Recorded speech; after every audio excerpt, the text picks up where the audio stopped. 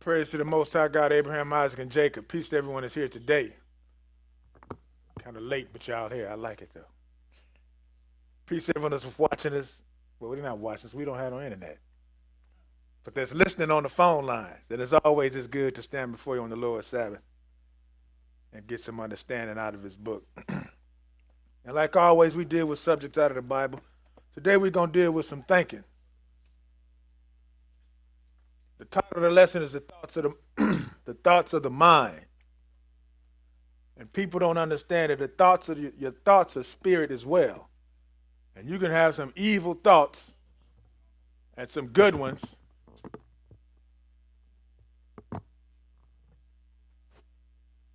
Okay, y'all. So now, the thoughts of the mind.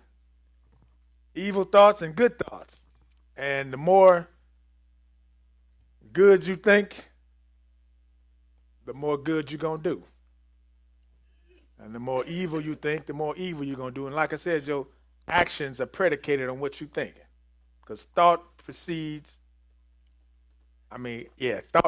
action. You have to think about what you're going to do before you do it. And let's show you what, in this lesson, we're going to show you that even some of the servants of God can fall. But one thing about the servants of God that have fallen, they have to get back up. They can't wallow in the mud. You know, like I said, we're not in this business to show how good we are to each other. We're doing this for the Lord. And once a good man falls, if a good man, does something crazy, the world is on him like white on rice, right? Like they forget all that good stuff he did. They just rake him through the coals. But if he can get up and brush himself off and start pleasing the Lord again, the Lord will forgive him. But man, it's hard to please man. But the book says you don't have to worry about man. Man don't have no lake of fire to put you in. And he don't have a kingdom to put you in. So let's pick it up in Proverbs 20. We're going to start this off in Proverbs 20. Proverbs chapter 20. We're going to pick it up at verse 9. Proverbs 20 and verse 9. Okay, read it. Who can say, I have made my heart clean. I am pure from my sin. So who can say that? You can say that, raise your hand. Nobody can say that. Because who can say I made my mind clean? That's what we on the road to doing. And it's a daily process. We have to get this word in us every day to wash all that filthiness out. So who can say, I've made my heart clean and I'm pure from my sin? Go ahead, verse 10. Skip down to verse 11. Go ahead. Even a child is known by his doings, whether his work be pure and whether it be right. So even a child is known by his doings. And I say bad kids all the time. And I mean it, because I was a bad kid myself. So who can say, even a child is known by his doings, whether his work be pure and whether it be right? So a child is innocent. They only know what they taught. So if the parents is teaching them garbage, then look at the child. They're going to grow up crazy, doing things a child ain't supposed to do. They got 11-year-old kids in Chicago with guns. What is an 11-year-old doing with a gun? Killing somebody.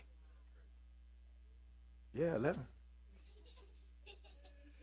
Skip down to verse 23 and read it. 27. I'm sorry. Go ahead. The spirit of man is the candle of the Lord, searching all the inward parts of the belly. So the spirit of man, which is the thoughts of man, is what? The candle of the Lord. You can't read nobody's thoughts, but the Lord can. He knows exactly what you're thinking. It's like a comic book to him. He can see that cloud over the bubble over the head with the writing in it. Whatever you thinking, that's what the Lord sees. He can see it. It's like a candle to him. But we don't know what's on your mind. Or I don't know what's on your mind unless you tell me. And that's pretty much how it is. We talk about each other in our minds, don't we? Go to Psalm 139.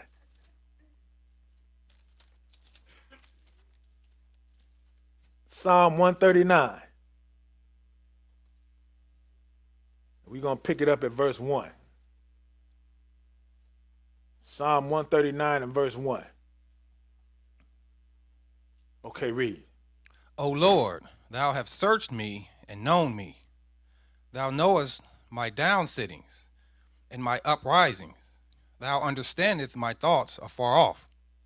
Thou compassest my path and my lying down, and art acquainted with all my ways.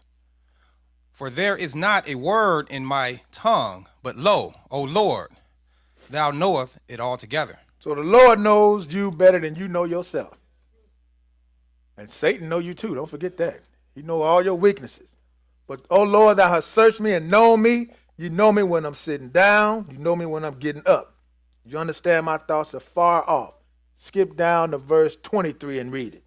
Search me, O God, and know my heart. Try me and know my thoughts.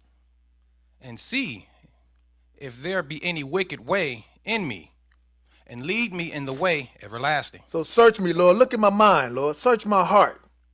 Try me and know my thoughts and see if there's any wicked in me, then lead me in the way of everlasting. Because if I continue down this wicked path, I'm going to be in some everlasting fire.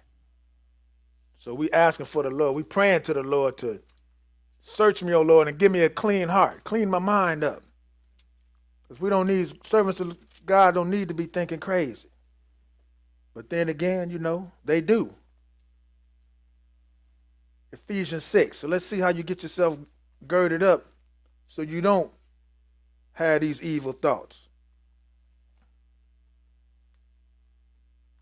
Ephesians 6. Because it's easy to go crazy. Just turn the TV on. Turn it on, you will see it. Ephesians 6 and 10, read it. Finally, my brethren, be strong in the Lord and in the power of his might. So we got to be strong in the Lord so our thoughts won't go the other way. And how do you get strong in the Lord? You stay in this book. The more you read, the more you understand, the more you will do. And it'll show in your actions. Plain and simple. Go ahead. Put on the whole armor of God, that ye may be able to stand against the wiles of the devil. So you got to have the whole armor of God on so those evil thoughts don't produce evil actions. As a servant of God, we got evil. Everybody got an evil thought every now and then. You know, shake it off. That's what we do. Shake it off. You think about something too long, you're going to do it. I'm telling you. Keep reading. For we wrestle not against flesh and blood, but against principalities and against powers, against the rulers of the darkness of this world, against spiritual wickedness in high places. And that's what we're dealing with, spiritual wickedness. Evil spirits in high places that influence our mind. We can see the influences going on. Look what's happening in the world. All of that comes from within. You got to think about killing somebody before you do it. And that's what they do. They sit down, they think about it. They oil up the automatic weapons and go on down there and start shooting people up. Everything's thought out. And if it's an evil thought, you can see what the action's going to be. Evil. Murder is evil. Keep reading. Wherefore, take unto you the whole armor of God, that ye may be able to withstand in the evil day, and having done all to stand. Stand therefore, having your loins girt about with truth, and having on the breastplate of righteousness, and your feet shod with the preparation of the gospel of peace. Above all, taking the shield of faith, wherewith ye shall be able to quench all the fiery darts of the wicked. And take the helmet of salvation, and the sword of the Spirit, which is the word of God. So all this is none other than just biblical knowledge. That's all you have. That's the whole armor. Get this Bible in you. And what else? After you got your whole armor on, what you supposed to do? Verse 18. Praying always with all prayer and supplication in the Spirit, and watching thereunto with all perseverance and supplication for all saints. So once you gird it up, you got to pray. Pray that you keep girded. Because it's hard for servants of the Lord out here. We stand out like a sore thumb. And people are looking at us. They're waiting on you to fall or just make any kind of little mistake. Like, see, you ain't no servant of God. You don't believe in God doing something like that. All this preaching you doing. But let's see what Paul did. 1 Corinthians 9.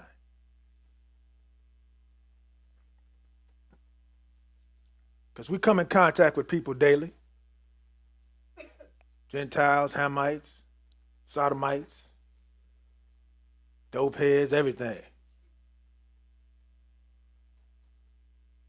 And as a servant of God, we try to plant some seeds. But let's see what Paul said.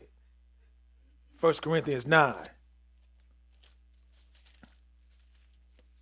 verse 16. Okay, read. For though I preach the gospel, I have nothing to glory of, for necessity is laid upon me.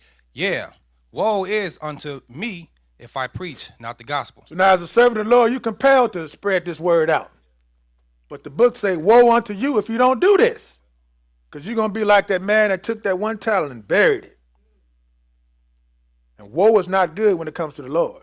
That's pretty bad. But woe unto me if I preach not the gospel. Go ahead.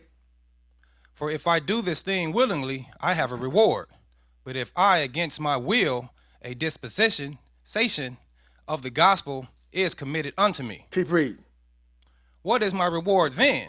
Verily, that when I preach the gospel, I may make the gospel of Christ without charge, that I abuse not my power in the gospel. For though I be free from all men, yet have I made myself servant unto all, that I might gain the more. And unto the Jews I became as a Jew, that I might gain the Jews. To them that are under the law, as under the law, that I might gain them that are under the law.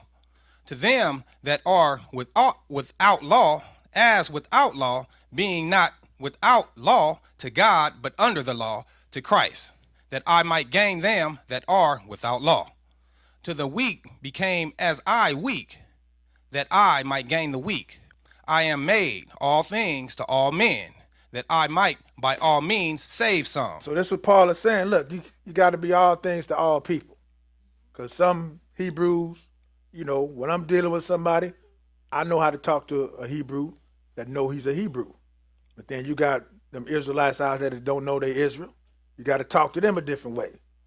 And you got to talk to the Gentile another different way. So it's different situations to where you have to deal with people. But your intentions are good because you're trying to bring them into the fold, plant some seeds. Keep reading. And this I do for the gospel's sake, that I might be partaker thereof with you. Know ye not that they which run in a race run all, but one receiveth the prize? So run, that ye may obtain. And every man that striveth for the mastery is temperate in all things. Now they do it to obtain a corruptible crown, but we an incorruptible.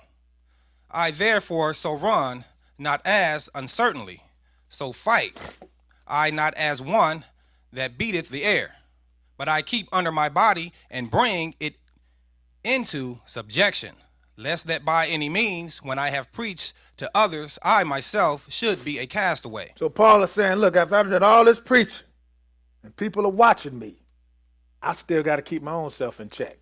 I got to keep my mind in check, because if I've done all this preaching, I got to keep my body in subjection lest I myself become a castaway. And this is a servant of God telling you this. So if he can go backdoor, any of y'all and myself can go backdoor anytime too. So we have to watch our behavior. We have to watch our actions. And we have to watch what we think. That's the bottom line. You have to keep your thoughts in check. Go to Proverbs, Mark 7. Go to Mark chapter 7. And let me show you something real quick right here. Jesus is going to tell you where everything starts. Mark 7.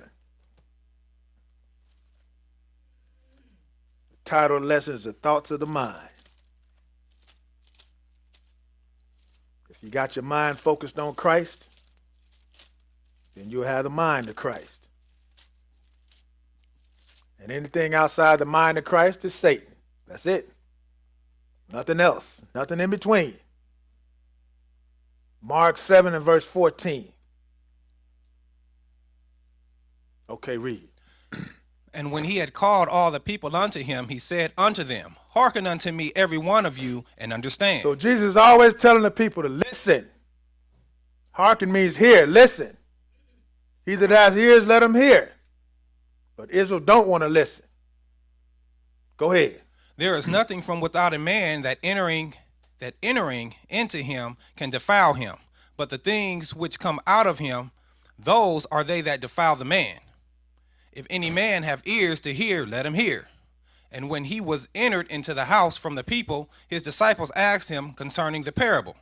And he saith unto them, Are ye so without understanding also? Do ye not perceive that whatsoever thing from without entereth into the man, it cannot defile him? Because it entereth not in his heart, but into his belly, and goeth out into the drought, purging all meats. So now he's telling them, look, y'all don't understand what I'm saying? You know, you can eat some crazy food, but it's just going to be nasty. It ain't going to mess you up. But what messes a man up? Go ahead. And he said, That which cometh out of the man, that defileth the man. For from within, out of the heart of the men, proceed evil thoughts, adulteries, fornications, murders, thefts, covetousness, wickedness, deceit, lasciviousness, and evil eye, blasphemy, pride, foolishness. So that which cometh out of the man, that's what defiles him. Because what comes out of you? What goes in your mind. What's in your mind? What's in your mind that goes in you? Evil thoughts, right off the top. Evil thoughts. That's in the mind. And what's one of them evil thoughts? Adultery. You have to plan to do this. Mm-hmm. You got to think about it real good so you don't get caught. Fornicating. Murders. You got to think about that too. You got to think about thefts, covetousness, wickedness, deceit, lasciviousness, an evil eye, blasphemy, pride, and foolishness. 23. All these evil things come from within and defile the man. So all these evil things come from within, right here. This is exactly where it starts, brothers and sisters. Right in your mind. Let's look at some of the examples. We're going to show them to you. But before we do that, go to Proverbs 15.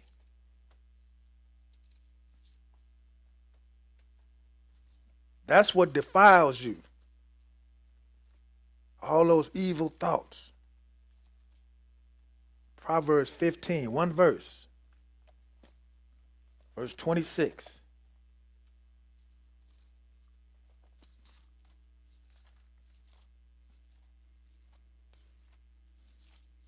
You got two choices, right and wrong. You either want to do right or you want to do wrong. And if you want to do right, it'll show. And if you want to do wrong, it's going to show too. But you ain't going to do wrong up in here.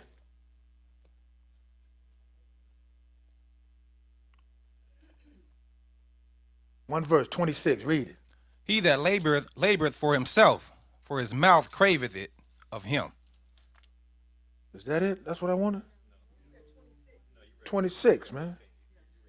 Proverbs. Oh, well, where you 50, at, man? Oh, man. The thoughts of the wicked are an abomination to the Lord, but the words of the pure are pleasant words. So the thoughts of the wicked are an abomination to the Lord, just like swine is. But the words of the pure are pleasant words. Flip over to Proverbs 30. You already in Proverbs. Flip on over to chapter 30. I didn't want to put it on another line because I didn't want to scare y'all.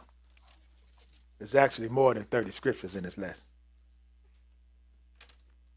One verse, 32, read it. If thou have done foolishly in lifting up thyself, or if thou hast thought evil, lay thine hand upon thy mouth. So if you have done foolishly in lifting up yourself, if you had an evil thought, put your hand over your mouth. Go to 1 Peter 4.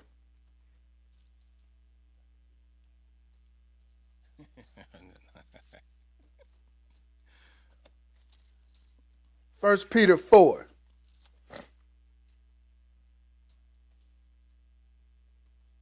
That's like saying a bad word. Remember, you was a kid, you said a bad word. Would you cover your mouth up? Not no more. These kids don't cover their mouth no more. They curse right in front of you, like you ain't even there. Evil thoughts. They don't know no better. They kids. Got to blame the parents. Where we at? 4-1. I'm just checking, making sure y'all with me. 1 Peter 4:1. Go ahead. For as much then as Christ hath suffered for us in the flesh, arm yourself likewise with the same mind, for he that hath suffered in the flesh has ceased from sin. So for as much then as Christ has suffered for us in the flesh, arm yourselves likewise with what? The same mind. The same mind he had. He that has suffered in the flesh has stopped sinning. Go ahead, verse 2. That he no longer should live the rest of his time in the flesh, to the lust of men, but to the will of God. For the time past of our life may suffice us to have walked the will of the Gentiles, when we walked as lasciviousness, lust, excess of wine, revelings, banquetings, and abominable idolatries. So in time past of our life may suffice that we have wrought the will of the Gentiles. We all used to do this, what these Gentiles was doing.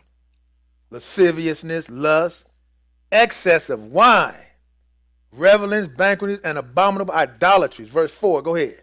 Wherein they think it strange that ye run not with them to the same excess of riot speakings evil of you. So when you make that 180-degree turn, now they talking about you. Well, you used to do this.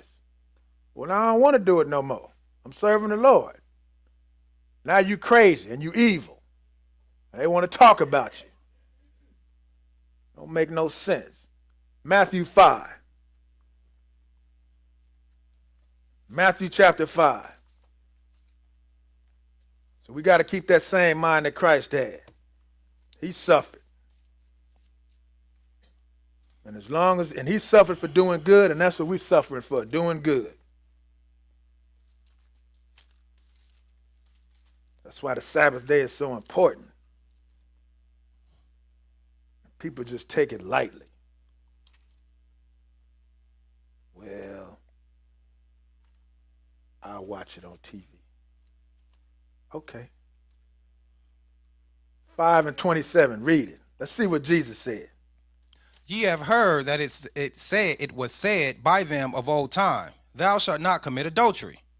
But I say unto you, that whosoever looketh on a woman to lust after her hath committed adultery with her already in his heart. Wait a minute now. You looking. What if you blind and can't see? Can you still do something in your mind? Yes, you can. Because somebody can talk to you. They can describe things to you. My uncle, he robbed a blind man once. And he was telling him in his ear, you don't need this. Started taking his chain. Told him you didn't need it. But where does it start? Everything is visual. You have to see something to ingest it in your mind. And we got a lot of stuff out here that's evil. Look at these billboards, man. I'm telling you. It's all evil. They got billboards of two men. The children see this. And you have to explain it to them. Because they're trying to put this stuff out here like it's normal. You got all these movies coming out, these sorceries and magic and all this garbage. But it's under what? Entertainment.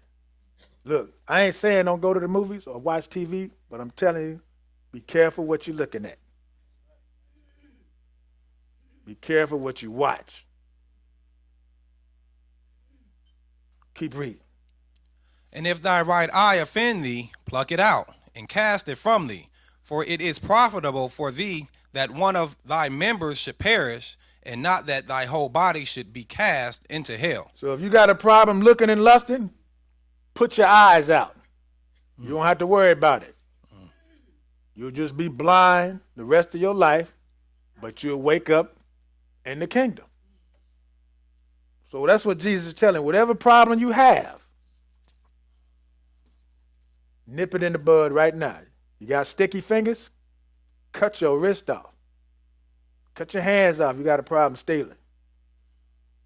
Looking and lusting, wanting, coveting things, you know? It all starts here. Where we at? Genesis. Let's go to Genesis. Let's look at some of this stuff. Looking and lusting. It goes for sisters too. Mm-hmm. You got eyes. Yep. Mm-hmm. Let's look at this sister, what she did. She was looking at Joseph every day. And she was married.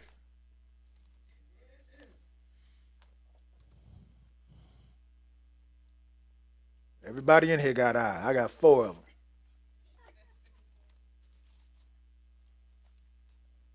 Don't they? Is that what they call you in school, 4 eyes?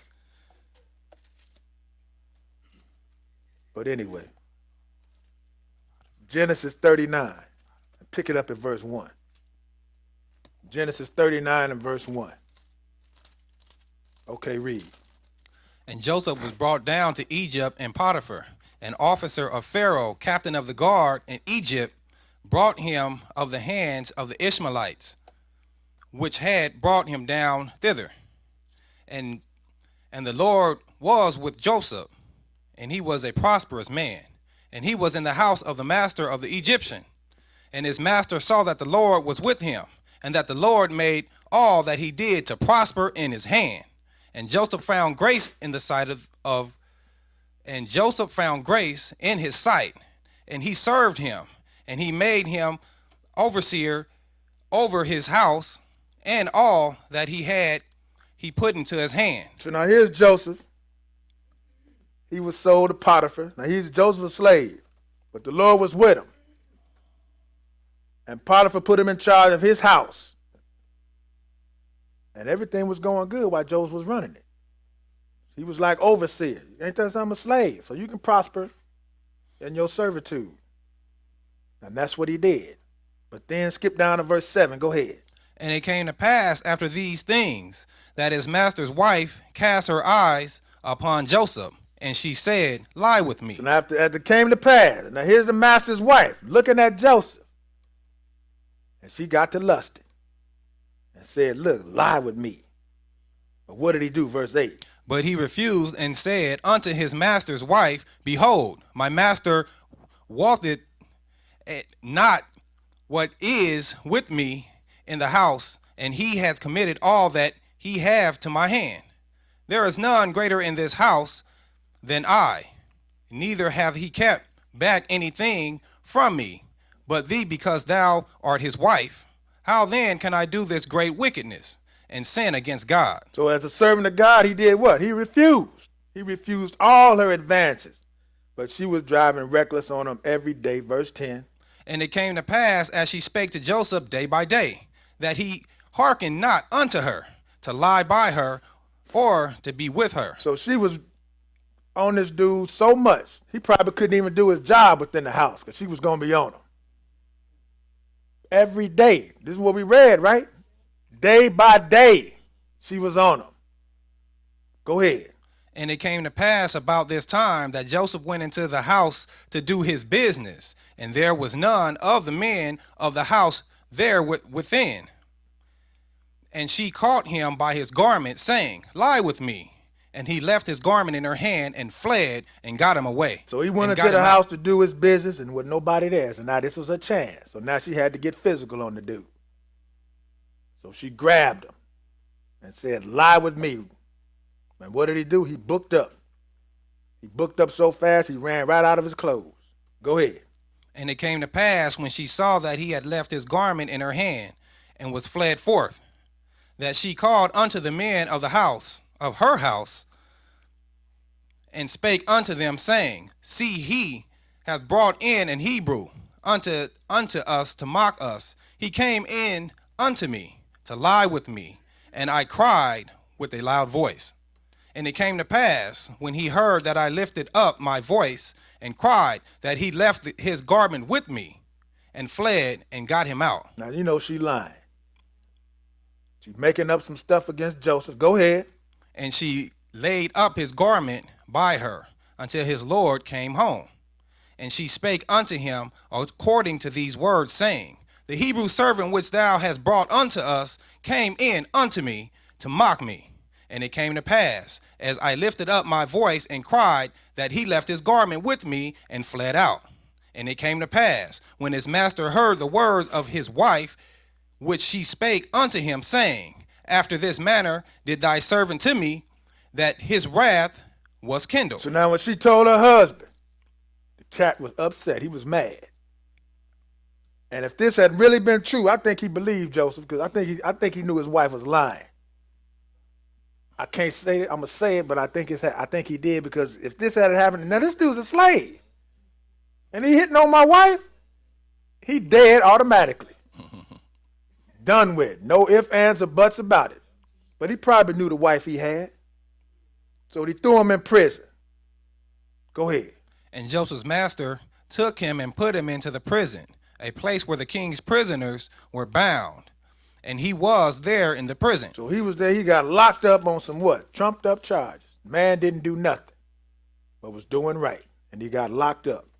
And he later on became vice president of Egypt. And I'm quite sure Potiphar and his wife were still alive. But let's go to this. Let's go to 2 Samuel chapter 11. Let's look at David. So we see one instance where a man maintained his integrity and ran from the woman. But let's look what happened to David. David looked a little bit too long.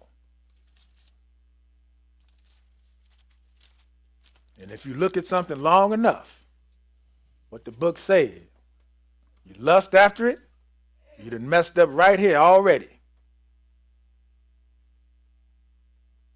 But instead of shaking it off, David acted upon it.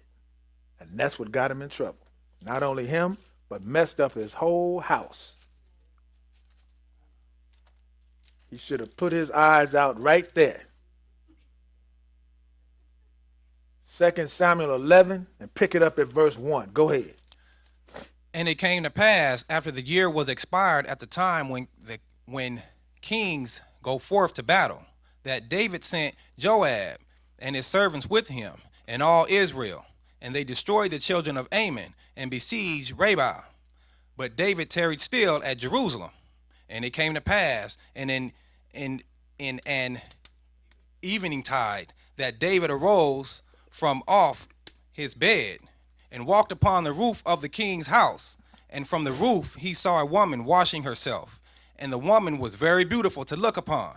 And David sent an inquirer after the woman. Now here's David, peeping David. They later on turned to Tom later on, but here's David. Walked up on the roof of the king's house and saw a woman washing herself, and the woman was beautiful to look upon. Nothing wrong with that. Compliment a woman. She's beautiful. Hey, that's a nice looking woman. That's it. That's as far as it goes. But then David asked, now wait a minute, he was like, hold on, who was this woman? He inquired about the woman. Go ahead, keep reading. And one said, Is not this Bathsheba, the daughter of Eliam, the wife of Uriah the Hittite? So they told him, look, man, this is somebody's wife, dude. This is Uriah the Hittite. This is his wife. All he had to do was like, oh, man, okay, go on back to sleep. Nope. What did he do? Go ahead. And David sent messengers and took her, and she came in unto him, and he lay with her, for she was purified from her uncleanliness, and she returned unto her house. So David sent messengers, took her, laid with her, and sent her home. All is good, right?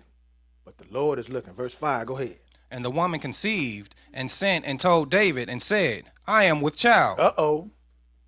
She done popped up pregnant now. What you gonna do, partner? Go ahead. And David sent to Joab, saying, Send me Uriah the Hittite. And Joab sent Uriah to David.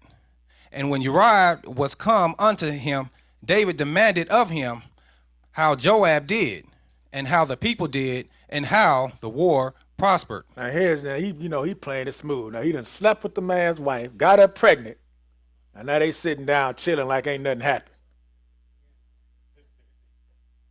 First he done did adultery. What it comes within, right? That's what defiles a man. It started with adultery. Now it's about to lead to murder, which also defiles a man. All these thoughts. David is doing some serious plotting now. Go ahead. And David said to Uriah, Go down to thy house and wash thy feet. And Uriah departed out of the king's house, and there followed him a mess of meat from the king. But Uriah slept at the door of the king's house with all the servants of his lord, and went not down to his house. So now he figured, I've sent him down to your house, man. You've been out there at war for a while, Go on, hook up with your wife, pass the baby off as his. But this is an honorable man. He just slept right at the king's door. Go ahead. What did he say? Verse 10. And when they had told David, saying, Uriah went not down unto his house, David said unto Uriah, Comest thou not from thy journey? Why then didst thou not go down unto thine house? And Uriah said unto David, The ark and Israel and Judah abide in tents, and my lord Joab and the servants of my lord are encamped in the open fields. Shall I then go into mine house to eat and to drink and to lie with my wife? As thou livest, and as thy soul liveth, I will not do this thing. So Uriah was an honorable man. He told him, look, the ark of Israel and Judah abide in the tents. The servants is out there encamped in the open field. Why should I have to go to my wife? Why should I go home? Everybody else is out there. I'm not going to do it, David. I won't do this thing. Verse 12, read it. And David said to Uriah, Tarry here today also, and tomorrow I will let thee depart. So Uriah abode in Jerusalem that day and the morrow. So he told him, just hang around here, man. I'm going to let you go in a little bit. I got some heavy thinking to do. I got to find out how to get rid of you. And that's what he did. Keep reading. And when David had called him, he did eat and drink before him, and he made him drunk. And at even he went out to lie on his bed with the servants of his lord, but went not down to his house. So now he tried to get him drunk, thinking, he'd go home to his wife. That didn't work. 14, read it. And it came to pass in the morning that David wrote a letter to Joab and sent it by the hand of Uriah. And he wrote the letter saying, Set ye Uriah in the forefront of the hottest battle, and retire ye from him, that he may be smitten and die. So he wrote a letter and sent it by him. And he know the man that's so honorable, he ain't going to even open it up and look at it. But all he had to do was take a peek at it. And he was like, nope. But he was honorable. He didn't look at it. He told him, look, he wrote a letter, said, set this dude in the front of the hottest battle and run. Verse, keep reading, 15. Did we read that? We read 15. Okay, yeah. flip over to 12. I'm sorry. Go to right into chapter 12. So he killed a man.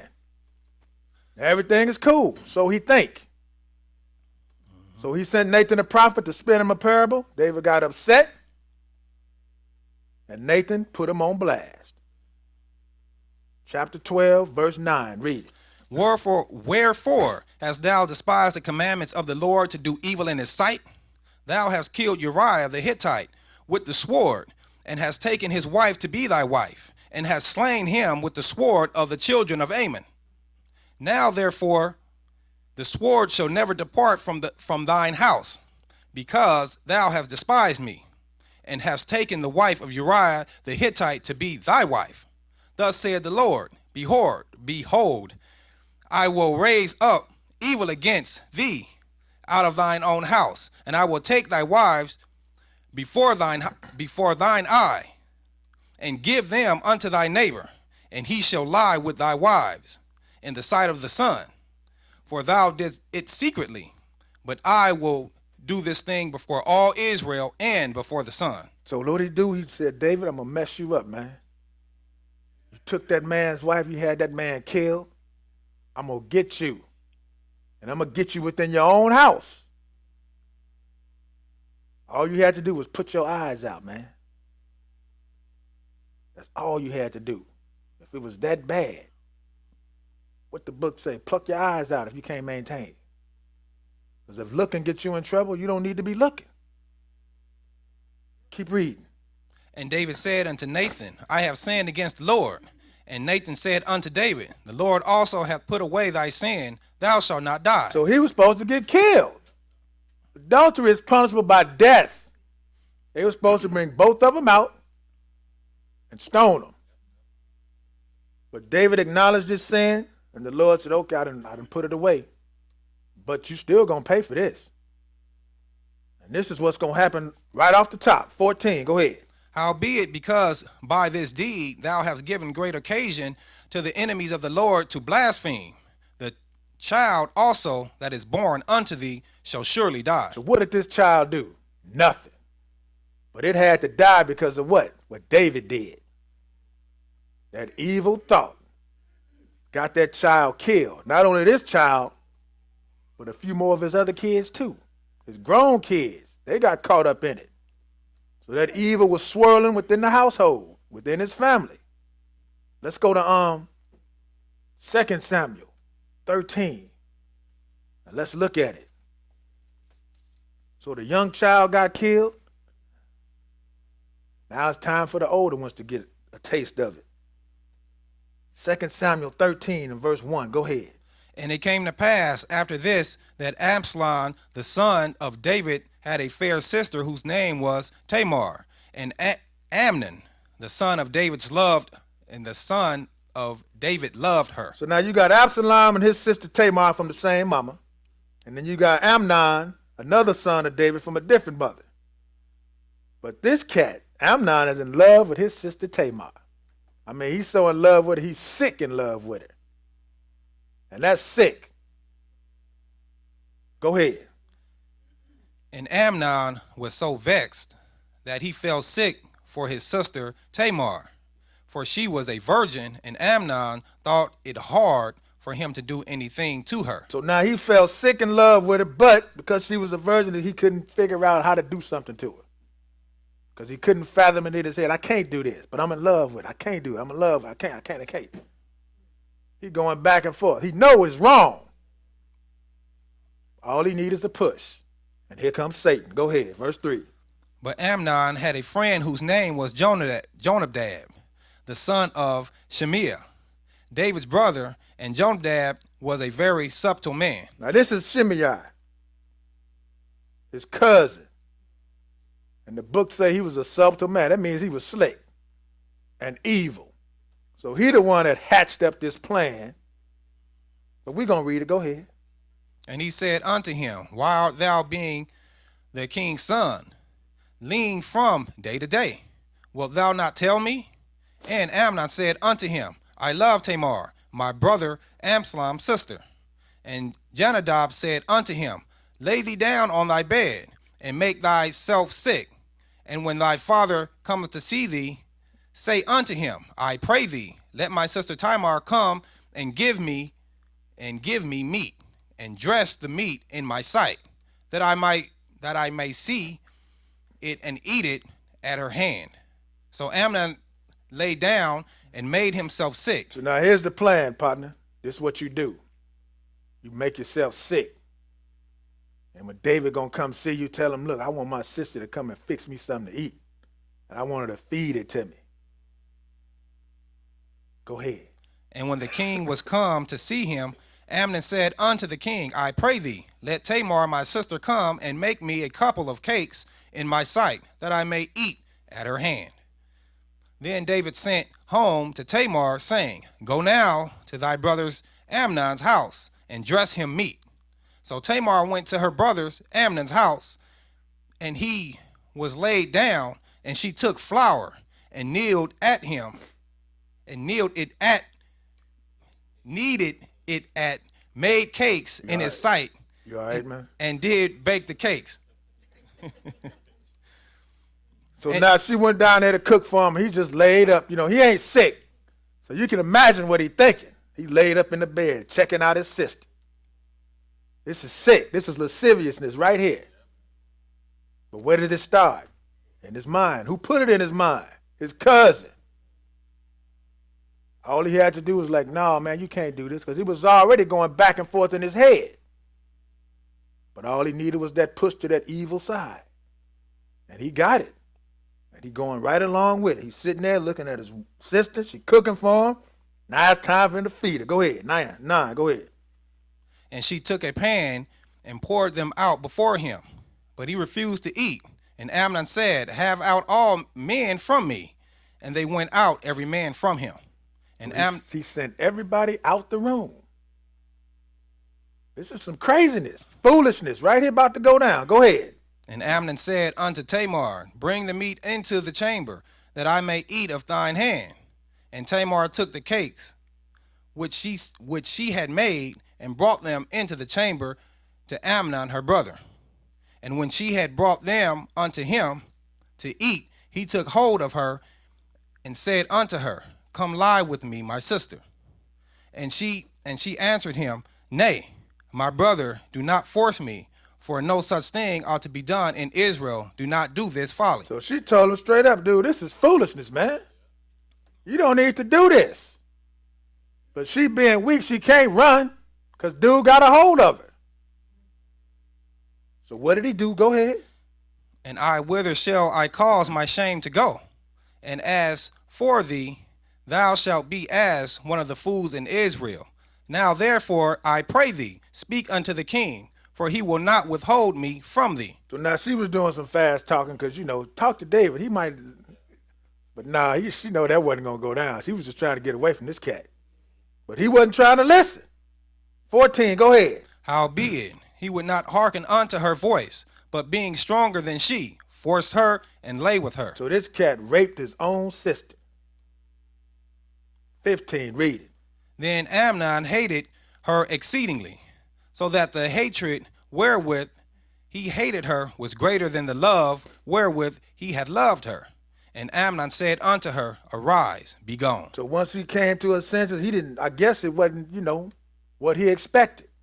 It wasn't the same. Because he forced himself on her. He was looking for some reciprocating love. But it wasn't like that. This cat raped his sister. And now it was like, get up out of here. Let's go to 1 Samuel 18. But it all started here, the thoughts of the mind, evil thoughts. This didn't have to come to pass.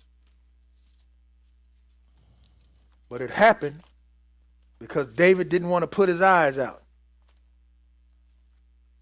Messed up his whole house. And Amnon ended up getting killed by Absalom, the brother. They hatched up a plot. He hatched up a plot to get him.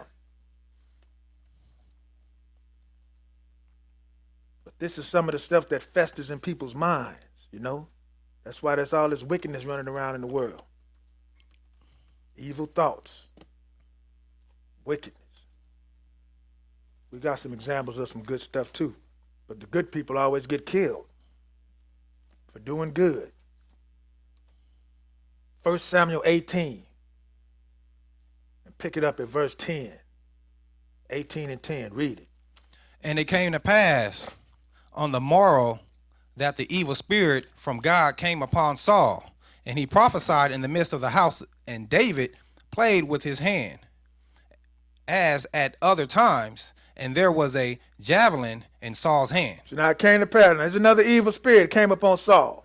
And when the evil spirit come upon you, can't nothing good come from that. It's going to be evil. But it all depends on the degrees of the evilness. Saul wanted to kill David. Murder. That defiles a man. We read that in Mark 7. Verse 11, read it. And Saul cast a javelin, for he said, I will smite David even to the wall with it. And David avoided out of his presence twice. And Saul was afraid of David, because the Lord was with him, and was departed from Saul. So every time that evil spirit came upon Saul, David came in there, played a little music for him, soothed him out a little bit. But it got to a point to where the music wasn't working no more. He was going to kill David. So skip down to verse 17. Yeah, 17. Start there. So he's trying to hatch up a plot to get rid of David. 17, read it. And Saul said to David, Behold, my elder daughter Merab, her will I give thee to wife. Only be thou and valiant for me, and fight the Lord's battles. For Saul said, let not mine hand be upon him, but let the hand of the Philistines be upon him. So he told him, look, I'm going to give him my daughter. If he got a woman on his mind, he may slip up in battle and then the Philistines will get him. Because I don't want to kill him. Go ahead. And David said unto Saul, who am I, and what is my life, or my father's family in Israel, that I should be son-in-law to the king? So David was honored, honored and humbled at the same time, thinking, who am I to be the son-in-law to the king? I'm just a shepherd boy. But he didn't know Saul had some bad intentions. He wanted to kill David indirectly, like David had Uriah killed indirectly. Even though he didn't have his hand on the sword doing it, he had some other people kill him. So now he wants David to marry his daughter, go out there to fight with the Philistines, and the Philistines going to kill him. Go ahead. But it came to pass at the time when Merab, Saul's daughter, should have been given to David, that she was given unto Adriel the Mahothite to wife. So now this one, his eldest daughter, Merab, she was given to somebody else. Oh, got to think of something else now. Wait a minute, I got another daughter. Go ahead, 20. And Michal, Saul's daughter, loved David, and they told Saul, and the thing pleased him. And Saul said, I will give him her, that she may be a snare to him, and that the hand of the Philistines may be against him. Wherefore Saul said to David, thou shalt this day be my son-in-law in the one of the twine. And Saul commanded his servants, saying, commune with David secretly, and say, behold, the king have delight in thee, and all his servants love thee. Now therefore be the king's son-in-law. And Saul's servants spake those words in the ears of David. And David said, seemeth it to you a like thing to be a king's son-in-law, seeing that I am a poor man, and lightly esteemed? And the servant of Saul told him, saying, on this matter spake David. And Saul said, thus shall ye say to David, the king desireth not any dowry, but 100 foreskins of the Philistines to be avenged of the king's enemies. But Saul thought to make David fall by the hand of the Philistines. And when his servants told David these words, it pleased David well to be the king's son-in-law, and the days were not expired. So Saul told his buddies, look, you tell David, hey, if he want my daughter, he got to go get me some foreskins of the Philistines. But David was like, no problem. I'm going to do this. Go ahead. And when his servants told David these words, it pleased David well to be the king's son-in-law, and the days were not expired. Wherefore David arose and went he and his men, and slew of the Philistines 200 men. And David brought their foreskins, and they gave them in full tale to the king, that he might be the king's son-in-law. And Saul gave him Michal, his daughters, to wife. So David came through with the deal, so he had to give him his wife, Michal. But it all turned out from what? An evil eye that Saul had on David, which ended up turning into trying to get David killed, murder. All this stuff starts from where? Within. Evil thoughts. That defiles a man. We finished that? No. Keep reading. And Saul saw and knew that the Lord was with David, and that Michal, Saul's daughter, loved him. And Saul was yet the more afraid of David, and Saul became David's enemies continually. Okay, let's go to Genesis. We're going to get through this. Genesis 37.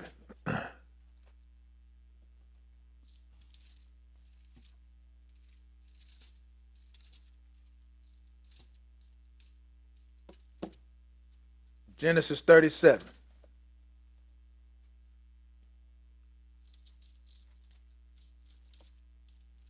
And pick it up at verse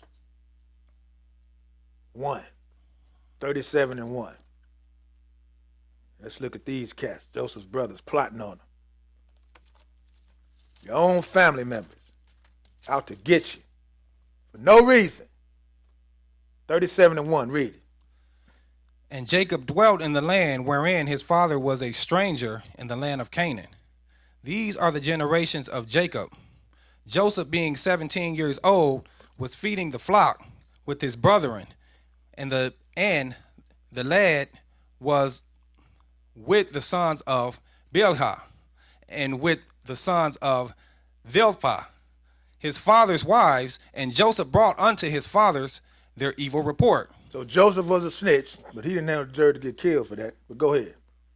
Now Israel loved Joseph more than all his children, because he was the son of his old age, and he made him a coat of many colors.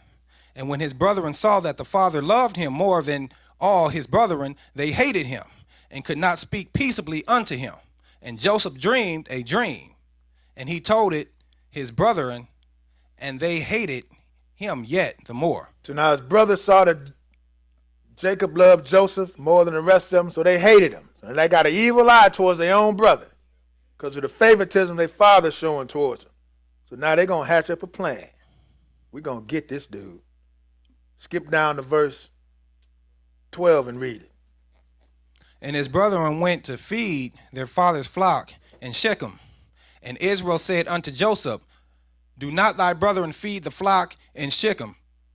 Come, and I will send thee unto them. And he said to him, here am I. And he said to him, go, I pray thee, see whether it be well with thy brethren and well with the flocks, and bring me word again. So he sent him out of the vale of Hebron, and he came to Shechem. So he told him, go down and check on your brothers and let me know what they're doing. So he went down there, and they saw him coming too. Skip down to 19 and read it. And they said one to another, behold, this dreamer cometh. Come now, therefore, and let us slay him and cast him into some pit. And we will say, some evil beast have devoured him, and we shall see what will become of his dreams. So they said, come on, let's get him. Let's kill him. Put him in a pit, and we'll say some evil beast had devoured him. Go ahead. And Reuben heard it, and he delivered him out of their hands, and said, let us not kill him. So his older brother, Reprobate, he heard it. He said, no, we can't do that, man. We can't kill our own brother. What's wrong with y'all? Let's think of something else to do to him. Not kill him, though, but go ahead. And Reuben said unto them, shed no blood, but cast him into his pit that is in the wilderness, and lay no hand upon him, that he might rid him out of their hands, to deliver him to his father again. And it came to pass, when Joseph was come unto his brethren, that they stripped Joseph out of his coat of many colors that was on him. So they got some serious hatred for their brother. They hated that coat that the father gave them. They hated it. So the first thing they did when they came up on him, ripped that coat off of him and threw him in the pit. Go ahead. And they took him and cast him into a pit, and the pit was empty. There was no water in it. And they sat down to eat bread, and they lifted up their eyes and looked, and behold, a company of Ishmaelites came from Gilead with their camels bearing spicery and balm and myrrh, going to carry it down to Egypt. So they threw him in the pit and did what? Sat down and ate. That was mighty nice of him, wasn't it? He down there screaming and hollering, and they eating bread. Evil. Go ahead. And Judah said unto his brethren, what profit is it if we slay our brother and conceal his blood?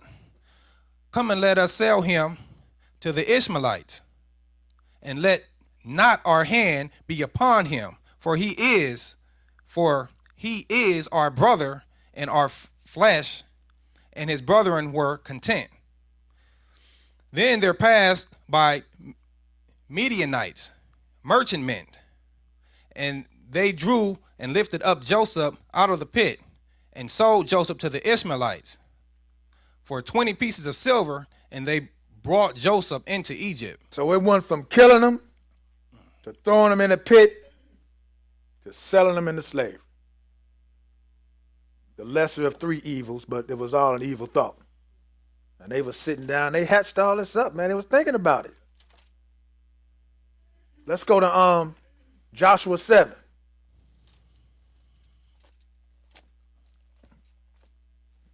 So one evil thought leads to another.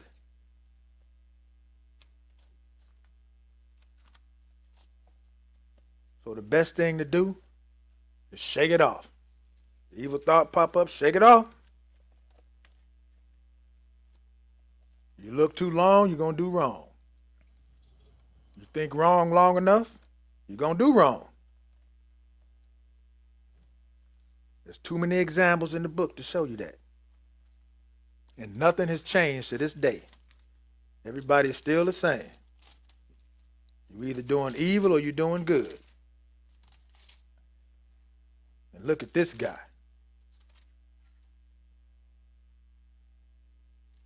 Joshua 7 verse 1, read it.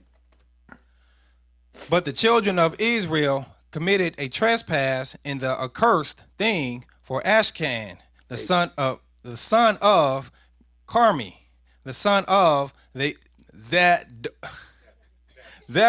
the son of Zariah, of the tribe of Judah, took of the accursed thing, and the anger of the Lord was kindled against the children of Israel. So now when the Lord told Israel, when they go take Jericho down, don't take nothing out of there. Don't mess with nothing. Leave it alone. But somebody decided that they wanted to get something and try to hide it. So Israel went out, tried to do battle, and they got beat. And Joshua fell on his face. Skip down to verse 10 and read it.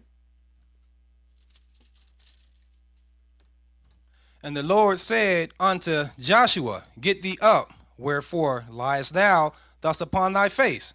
Israel hath sinned, and they have also transgressed my covenant, which I commanded them. For they have even taken of the accursed thing, and have also stolen and dissembled also, and they have put it even among their own stuff. Therefore the children of Israel could not stand before their enemies, but turned their backs before their enemies, because they were accursed. Neither will I be with you any more, except ye destroy the accursed from among you.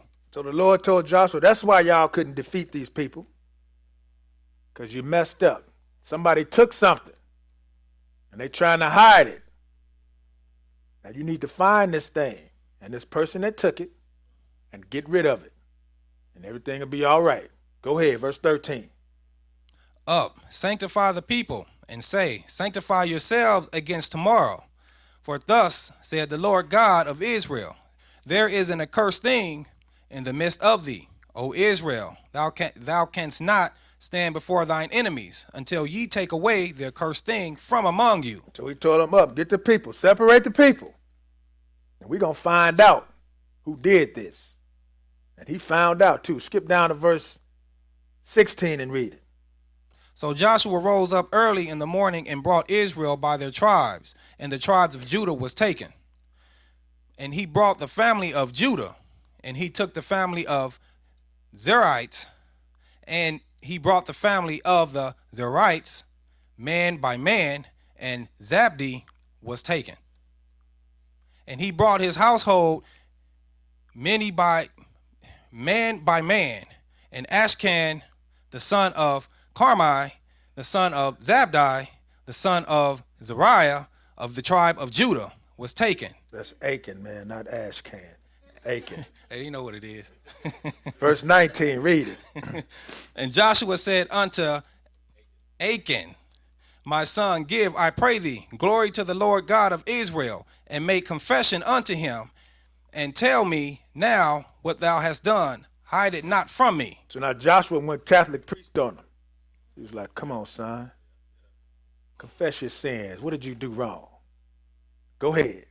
And Achan answered Joshua and said, Indeed, I have sinned against the Lord God of Israel, and thus have I done. When I saw among the spoils a goodly Babylonish garment, and 200 shekels of silver, and wedge of gold of 50 shekels weight. So he said, look, when I saw among the spoils, and I was looking at this stuff, we in there tearing up the city. But then he took a look at something. And I saw this good stuff, man. We can't destroy this, man. I need this. And what did he do? Then I coveted them. He coveted them, right? That defiles a man. It starts from within. He looked, and he looked a long time. And if you look at something long enough, you're going to do it. Whether it's right or wrong. Keep reading. And took them, and behold, they are hid in the earth, in the midst of my tent, and the silver under it. So Joshua sent messengers, and they ran unto the tent, and behold, it was hid in the tent, in his tent. So he made his confession. So Joshua had to check it out, make sure he was telling the truth. And sure enough, he was. 23, go ahead. And they took them out of the midst of the tent, and brought them unto Joshua, and unto all the children of Israel, and laid them out before the Lord.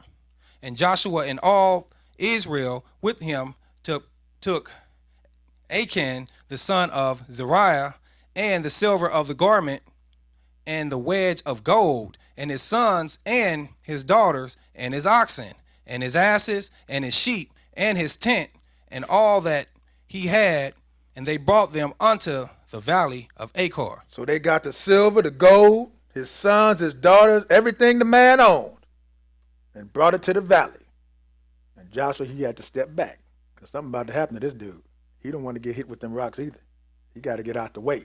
Go ahead. What they do to him? And Joshua said, Why hast thou troubled us? The Lord shall trouble thee this day.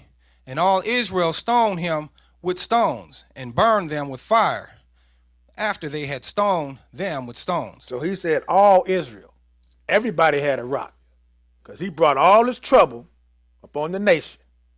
So everybody had to take a hand and taking this dude out.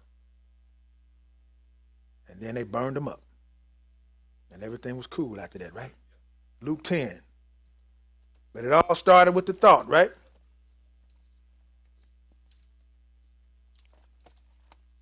That's why all that money the police find, you know they take some. You know they do. You couldn't look at all that money and not take nothing.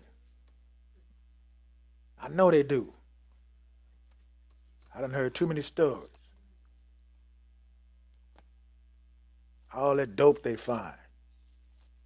I was locked up with a cat. He told me he got all his dope from 2 Chicago police women. That's where he got all his supply from. I'm like, man, really?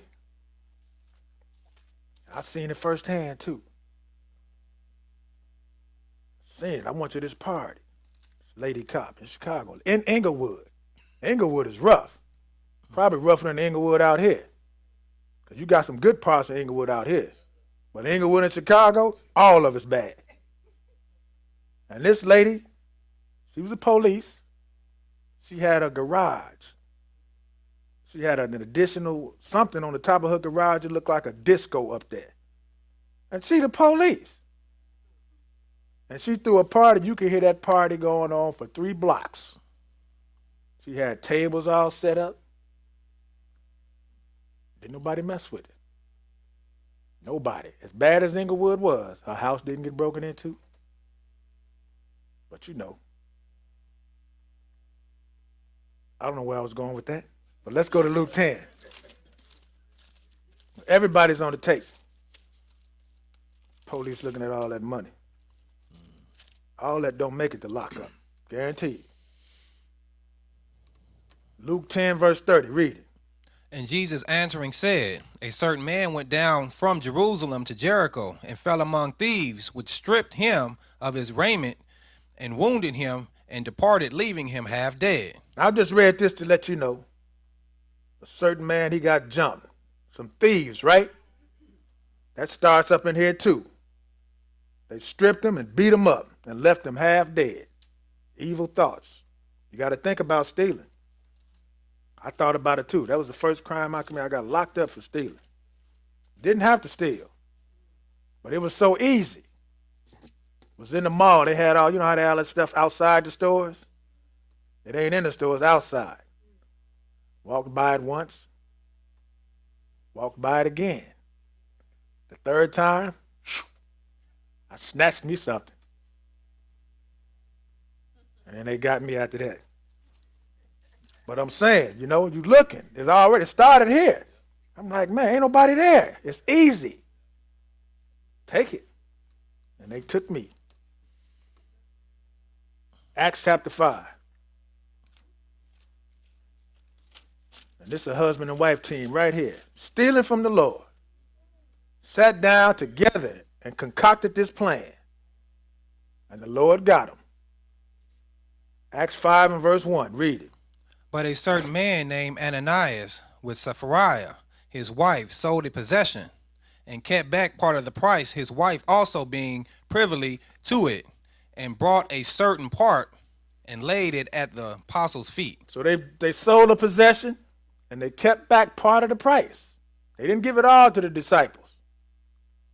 And his wife knew all about it, so that means they was both in cahoots together. They knew this.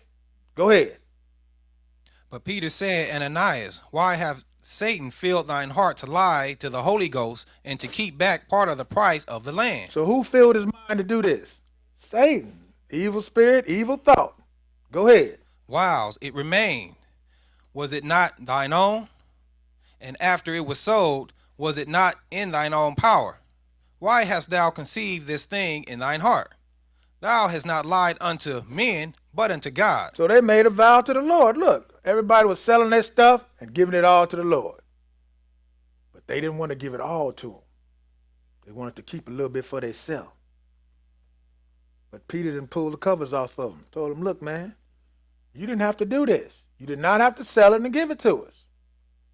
But you chose to do this, and then you chose to keep back some of it and not give it all to us. Verse 5, go ahead. And Ananias, hearing these words, fell down and gave up the ghost, and greater fear came on all them that heard these things. So the cat dropped dead on the spot. On the spot. Go ahead, verse 6. And the young men arose, wound him up, and carried him out, and buried him. And it was about the space of 3 hours after when his wife, not knowing what was done, came in. And Peter answered unto her, Tell me whether ye sold the land for so much. And she said, Yeah, for so much. Then Peter said unto her, How is it that ye have agreed together to tempt the Spirit of the Lord? Behold, the feet of them which have buried thy husband are at the door, and shall carry thee out. Then fell she down straightway at his feet, and yielded up the ghost. And the young men came in and found her dead, and carrying her forth, burying her by her husband. So now when Peter confronted her, he probably thought she was going to say, yeah, my husband, he did it. He made me do it. But no, she went right along with it. And he was like, man, how is it both of y'all agreed to do this? And you the woman, this don't make no sense. But you was in with him. So now you gone too. So she fell down and died on the spot. Go to John 12. John chapter 12. We're going to start wrapping this up, right? Mm-hmm. Yeah, let's wrap it up. John 12, verse 1. Go ahead. Then Jesus, 6 days before the Passover, came to Bethany, where Lazarus was, which had been dead, whom he raised from the dead. There they made him a supper, and Martha served, but Lazarus was one of them that sat at the table with him. Then took Mary a pound of ointment of spikenard, very costly, and anointed the feet of Jesus, and wiped his feet with her hair. And the house was filled with the odor of the ointment. Then saith one of the disciples, Judas Iscariot, Simon's son, which should betray him, Why was not this ointment sold for thee 100 pence and given to the poor? Now that's Judas, man. He got some good intentions, don't he? We can sell this ointment and give it to the poor. Let's feed the poor. Go ahead. This he said, not that he cared for the poor. He didn't care for no poor folks. What do you care for? Go ahead. But because he was a thief, and had the bag, and bared what was put therein. He was a thief. He was stealing from the money bag. And they had to have a lot of money, because if you can't miss $300, you must have been carrying a lot of money. But he was a thief. And that's what defiles a man, right? We read that. One of his own disciples, a thief. Let's go to John 13, verse 1 and 2. Read that. Now before the feast of the Passover, when Jesus knew that his hour was come, that he should depart out of this world unto the Father, having loved his own which were in the world, he loved them unto the end. And supper being ended, the devil having now put into the heart of Judas Iscariot, Simon's son, to betray him. So now they finished eating, and who put the evil thought? Satan, right in his mind. And he went on about his business, sold Jesus out. He was just trying to get him a hustle, that's all. He didn't think they was going to kill him. But the evil thought, Satan put it in his mind. He knew what kind of person he was. All he wanted to do was hustle a little money, and he'd sell out a human being. People have sold out their own mamas for some money. But it's that evil thought. Let's go to Job 2. Now this was Satan's whole method of operation, is to get Job to curse God.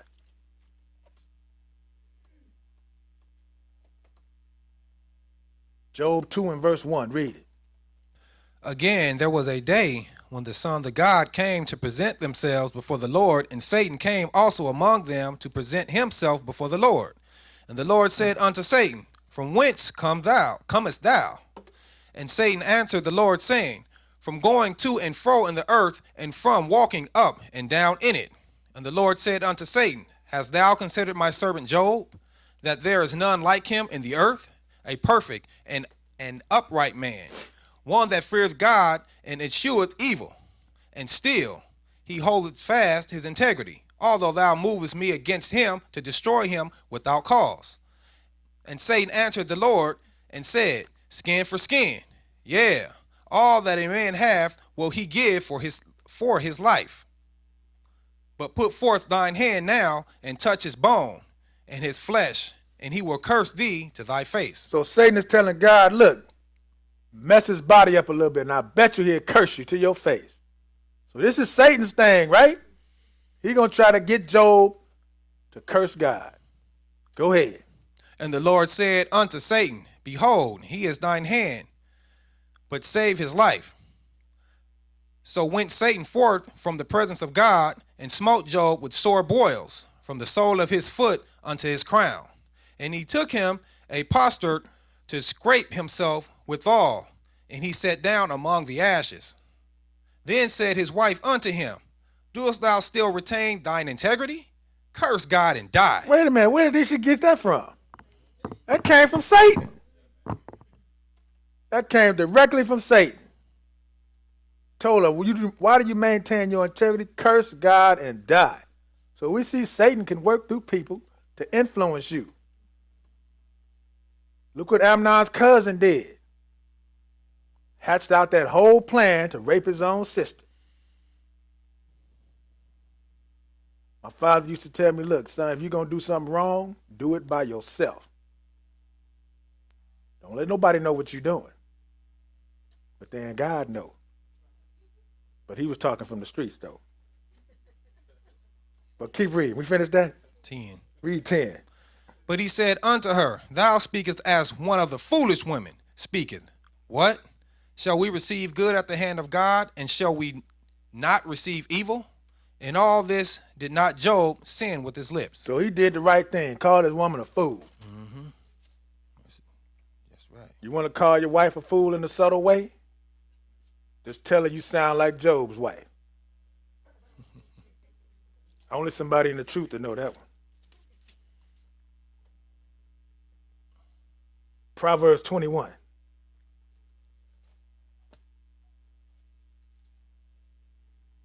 Proverbs 21. We're going to read one verse, 25. 21 and 25. Man, it's hot up here. Is it hot to you? A little bit. It's all right, though. We get through it, right? Yeah. 21 and 25. Read it. The desire of the slothful killeth him, for his hands refuse to labor. That's not the one I wanted. But it sounded good. Mm-hmm. Don't be lazy. Yep. Let's go to no, you know what? Deuteronomy. Wait a minute. Keep reading. Keep reading. Go ahead. 26. He coveteth greedily all the day long, but the righteous giveth and spareth not.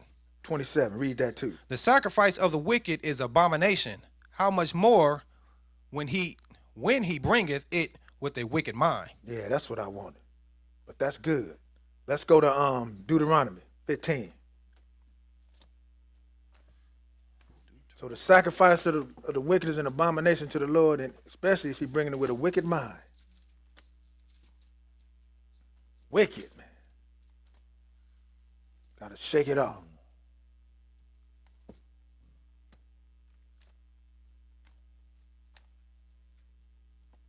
Deuteronomy 15. We're almost done. Pick it up at verse 7. 15 and 7. Okay, read.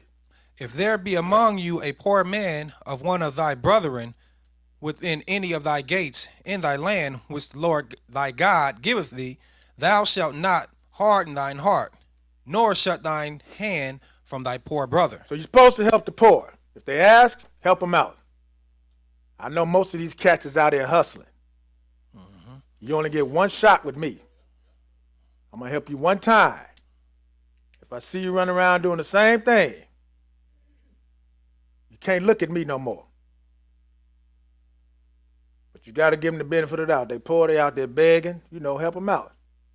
I gave this dude, I hate to see people digging in the garbage can to try to eat. If I see that, if I got something on me, I said, can I buy you some food? I had some crackers and bologna, turkey bologna. I saw this dude digging in the garbage can. I gave it to him. He ate two of them. I'm like, man, I could have ate that bologna, what he did with it. Took 2 slices of it, took the crackers, and he threw it away. And I'm sitting there looking at him, man, I'm hungry now.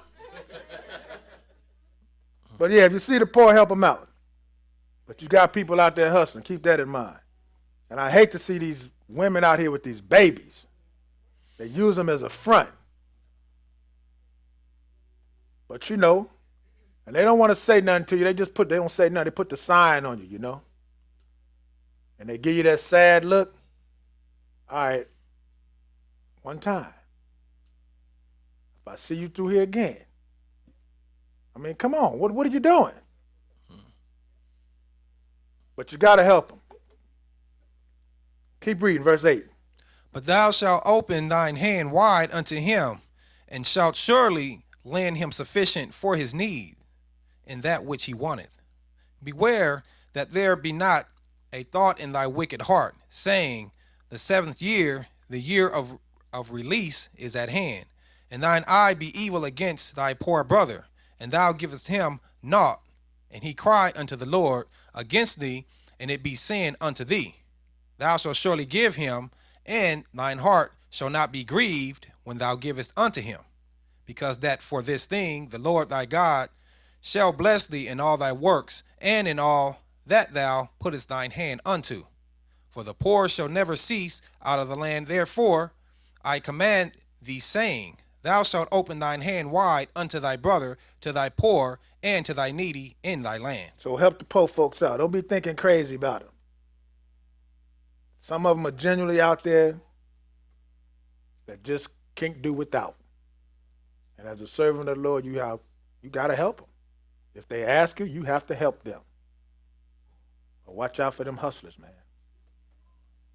Because they make they give the legitimate poor people a bad name.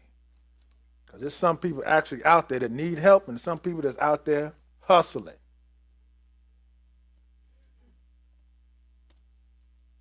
Proverbs 24.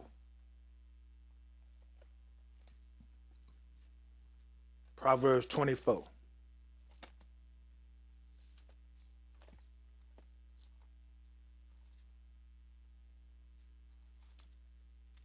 Two verses, 8 and 9.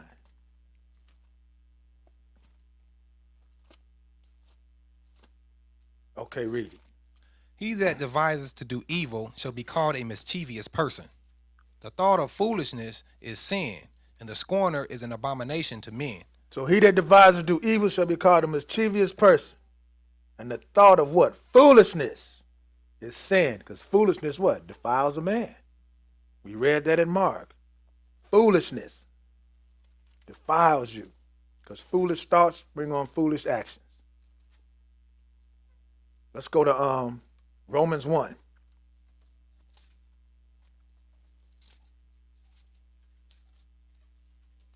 Romans 1, and pick it up at verse 21. 1 and 21, read it. Because that when they knew God, they glorified him not as God, neither were thankful, but became vain in their imaginations, and their foolish hearts were darkened. Professing themselves to be wise, they became fools, and changed the glory of the uncorruptible God into an image made like to corruptible man, and to birds and four-footed beasts and creeping things.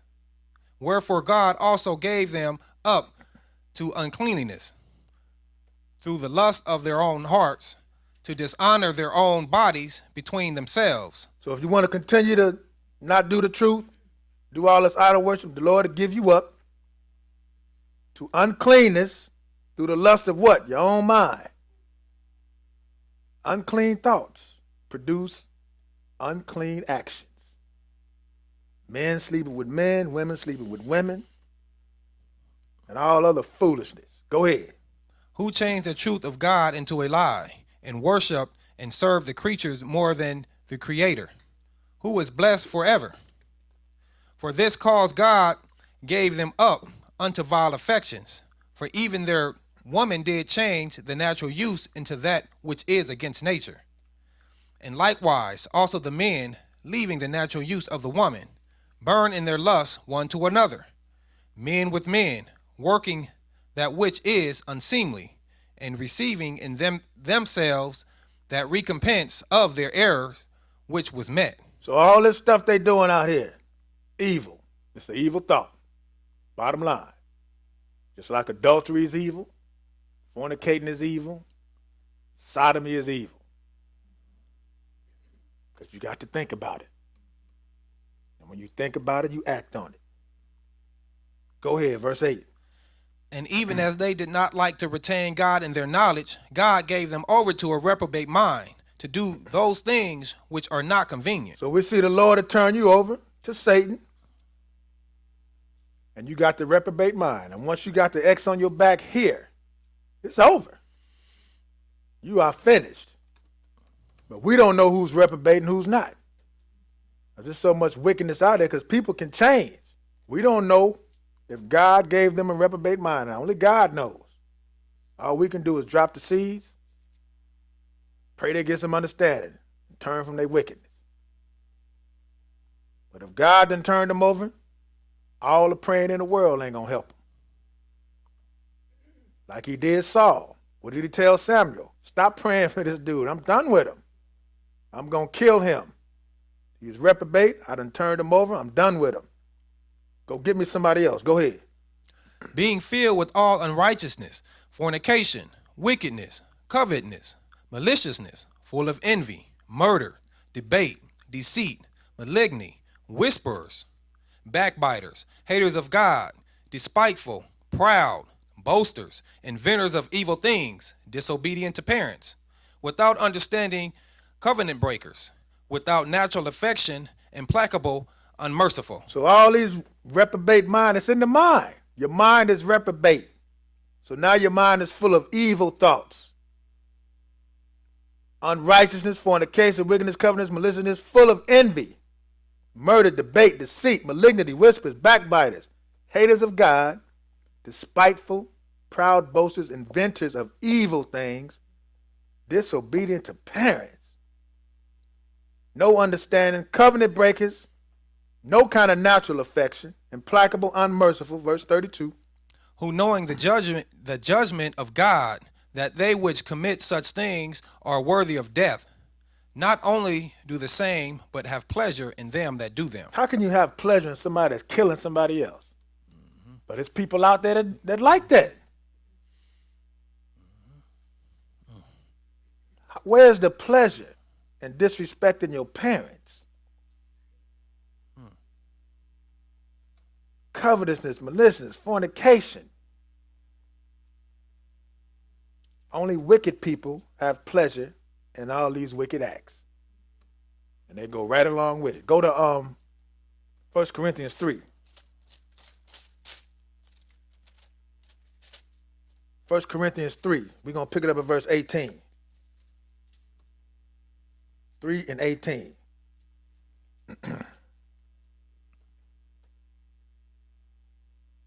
Okay, read. Let no man deceive himself. If any man among you seemeth to be wise in this world, let him become a fool, that he may be wise. So don't be tricked. I don't care how many PhDs you got, doctorates, whatever it is. If you put a tree in your house, you're a fool. You color eggs, you're a fool. All that wisdom you got, you don't know nothing when it comes to the Lord. Go ahead. For the wisdom of this world is foolishness with God. For it is written, He taketh the wise in their own craftiness. And again, the Lord knoweth the thoughts of the wise, that they are vain. So the wisdom of this world is foolishness with God. Why is that? Because this world's wisdom don't acknowledge where they got the wisdom from. Nobody acknowledges, thanks God for giving them the ability to put the space shuttle into space.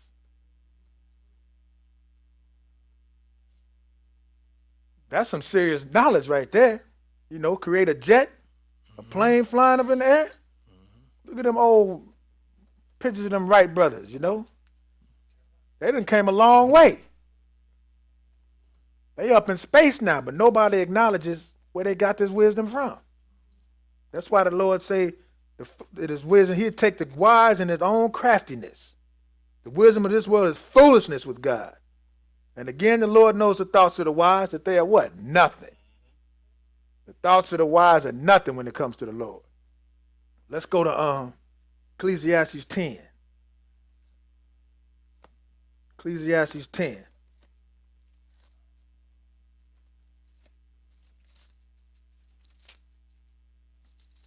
One verse, verse 20.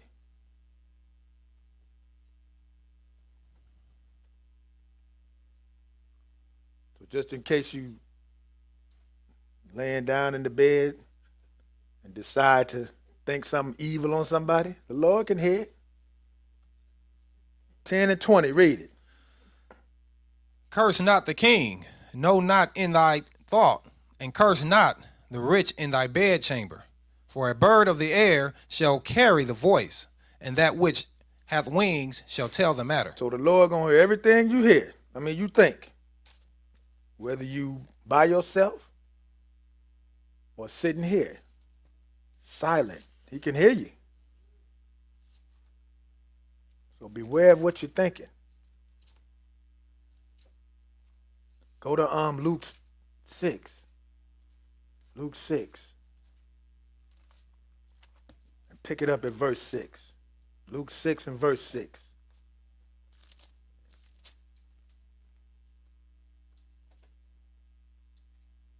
Okay, read. And it came to pass also on another Sabbath, that he entered into the synagogue and taught, and there was a man whose right hand was withered. And the scribes and Pharisees watched him, whether he would heal on the Sabbath day, that they might find an accusation against him. Now, what's wrong with healing on the Sabbath day? That's a good thing. But these cats got something else in mind. Go ahead. But he knew their thoughts, and said to the man which had the withered hand, Rise up and stand forth in the midst. And he arose and stood forth. Then said Jesus unto them, I will ask you one thing. Is it lawful on the Sabbath day to do good or to do evil, to save life or to destroy it? And looking round about upon them all, he said unto the man, Stretch forth thy hand. And he did so. And his hand was restored whole as the other. So Jesus showed them how to put them dudes on the spot, boy. He knew exactly how to do it because they couldn't come against this goodness right here. So we asked him, is it lawful to do good or evil? You can't do evil on the Sabbath day, so you got to do good. Is it lawful to save a life or destroy a life? You can't be destroying no lives on the Sabbath. So we're going to save this life. We're going to heal this man because he knew their thoughts. These cats was wicked, but they wasn't going to say nothing in front of Jesus. So what did he do? He healed the man. Verse 11, go ahead. And they were filled with madness and consumed one another, communed one with another, what they might do to Jesus. So they was filled with madness in their mind, like, we got to kill this dude. So what did they do? They sat around each other and started chopping it up on how to get rid of Jesus, plotting, evil thoughts. Skip over to chapter 7 and read verse 36. Go ahead. And one of the Pharisees desired him that he would eat with him. And he went into the Pharisee's house and sat down to meat. And behold, a woman in the city, which was a sinner, was she, when she knew that Jesus sat at meat in the Pharisee's house, brought in alabaster box of ointment, and stood at his feet behind him, weeping, and began to wash his feet with tears, and did wipe them with the hairs of her head, and kissed his feet, and anointed them with the ointment. Now when the Pharisees which had bidden him saw it, he spoke within himself, saying. Now he's looking at this woman doing this. But he ain't speaking out loud. He's speaking in his mind. He's thinking this. Go ahead. This man, if he were a prophet, would have known who and what manner of woman this is that toucheth him, for she is a sinner. Now he trying to downplay Jesus. If Jesus was a prophet, man, he would know who this woman is. Need to be messing with her. Shouldn't be having her touching on him. But this is what he's thinking in his mind. Evil. Go ahead. And Jesus answered, said unto him, Simon, I have somewhat to say unto thee. And he said, Master, say on. There was a certain creditor which had 2 debtors. The one owed 500 pence, and the other 50. And when they had nothing to pay, he frankly forgave them both. Tell me therefore, which of them will love him most? Simon answered and said, I suppose that he to whom he forgave most. And he said unto him, Thou hast rightly judged. And he turned to the woman and said unto Simon, Seest thou this woman? I entered into thine house. Thou givest me no water for my feet, but she washed my feet with tears, and wiped them with the hairs of her head. Thou gavest me no kiss, but this woman, since the time I came in, have not ceased to kiss my feet. My head with oil thou didst not anoint, but this woman hath anointed my feet with ointment. Wherefore I say unto thee, her sins, which are many, are forgiven. For she loved much, but to whom little is forgiven, the same loveth little. So he spent a parable to him, said, look, I knew what you was thinking. Yeah, I know this woman is a sinner. She got a lot of sins too. But I'm going to forgive her of her sins. Keep reading. And he said unto her, Thy sins are forgiven. And And they that sat at the meat with him began to say within themselves, Who is this that forgiveth sins also? And he said to the woman, Thy faith hath saved thee. Go in peace. Okay, let's go to Jeremiah 17. I got 3 more places.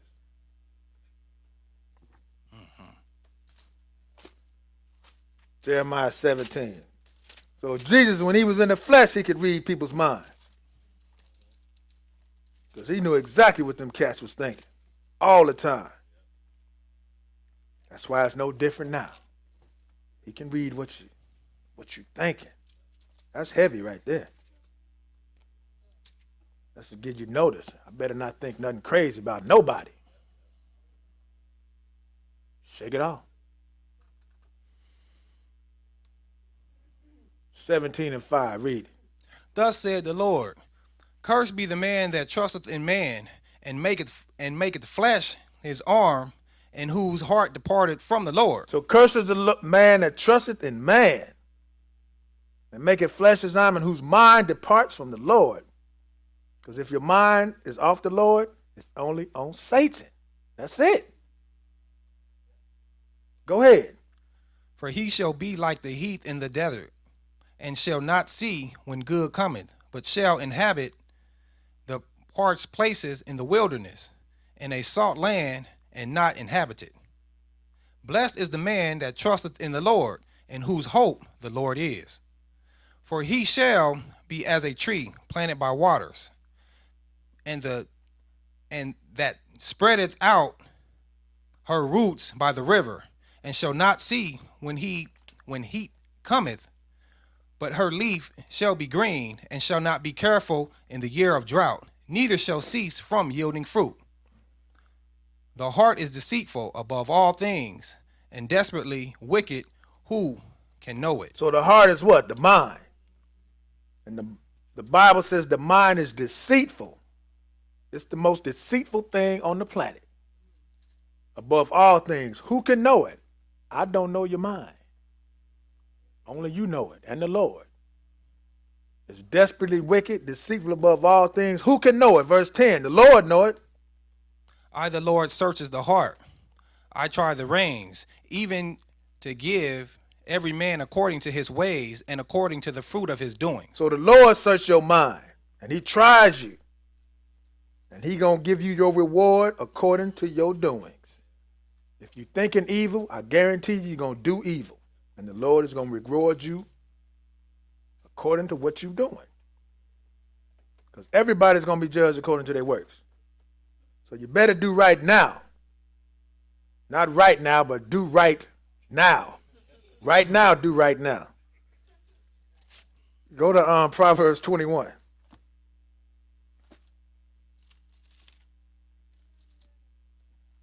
So keep your mind in order. That's what Jesus said. He made it hard. Before he came on the scene, all you had to do was commit the act and you're done with. Now you can't even think it. Because he know what you thinking. What I say, 21?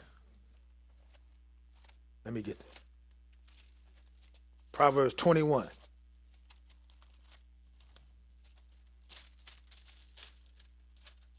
Read it. The sacrifice of the wicked is an abomination. How much more when he bringeth it with a wicked mind? Wait a minute, we read that one. I knew something was wrong. But that's all right. That's good. Isaiah 55.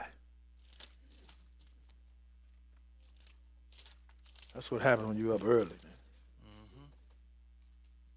Get sleepy. But maybe we needed to read it twice. 55 and 6. Isaiah 55, verse 6. When I get there, huh? When you get there, go ahead Prophesy. and read. Seek ye the Lord while he may be found. Call ye upon him while he is near. Let the wicked forsake his way, and the uprighteous man his thoughts, and let him return unto the Lord, and he will have mercy upon him, and to our God, for he will abundantly pardon. So seek the Lord while he may be found, and call him while he is near. Let the wicked forsake his way, and the unrighteous man his thoughts. If you forsake those wicked thoughts, those unrighteous thoughts, turn to the Lord. Start doing good. It's real easy. You just got to want to do it. Because it all starts here. We start at 1 o'clock, right? You just got to want to be here on time. Q&A starts at what time? 4:30, right? You got to want to be here at 4:30. It's that simple. Those who want to do it, they here at 4:30. Those that don't, Won't. they out there doing whatever till I come out there and catch them and bring them in. I hate to see sisters coming here with their head uncovered. You know, it amazes me. Friday night is the Sabbath, right? The book should be open. Your head should be covered. Because you're going to have it covered when Jesus gets back. And it won't be just on the Sabbath day. You're going to have it covered every day. Just like it was back in the day. But it just amazes me, man. I don't get it. You're driving up here, you got to have a lesson on. Head should be covered. I mean, what you do when you get here? Take the covering off, come in, uncover, then cover back up again? I don't know. But that's just something I observe, you know? It just amazes me, the mindset that we have. And this is the Sabbath day. Little stuff like that, people don't want to do. But then little stuff turns into big stuff. So nothing surprises me, because the first evil spirit the Lord kicked out was in the church. But it shouldn't be that way, but it is. Dealing with our people. But we'll see. The Lord going to straighten it out. That's why it's a shame he got to rule his people with a rod of iron. He got to beat them into submission. Because Israel don't want to do right. But let's go to the last place. Verse 8. Then we go to the last place. Read verse 8. For my thoughts are not your thoughts, neither are your ways my ways, saith the Lord. So that's right. Our thoughts are not his thoughts. And neither his ways our ways. We can only read and try to do this. The way of the Lord. It's in here. Everything's laid out. Instructions. Let's go to the last place. 1 Corinthians chapter 2. The thoughts of the mind.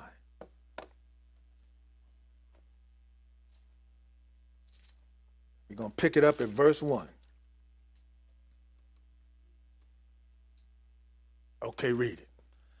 And I, brethren, when I came to you, came not with excellency of speech or of wisdom, declaring unto you the testimony of God. For I determined not to know anything among you, save Jesus Christ, and him crucified. And I was with you in weakness, and in fear, and in much trembling.